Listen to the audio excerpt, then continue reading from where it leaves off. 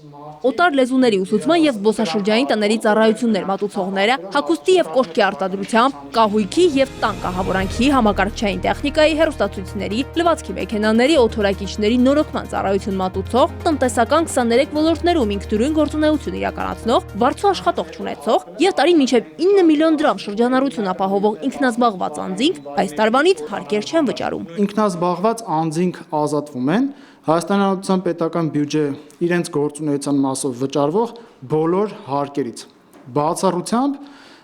Հայաստանի Հանրապետության տարածք ապրանքների ներմուծման դեպքում հարկային և մաքսային մարմինների կողմից գանձվող ավելացված արժեքի հարկի և ակցիզային հարկի։ Հարկային արտոնությունից օգտվելու համար ինքնազբաղված անձինք իրենց հաշվառման հարկային մարմին են ներկայացնում դիմում և հաջորդ աշխատանքային օրը անվճար ստանում են հարկերից ազատվելու մասին արտոնագիրը։ Այն գործունեության տեսակները, որոնք որ նկարագրված են օրենքի հավելվածում,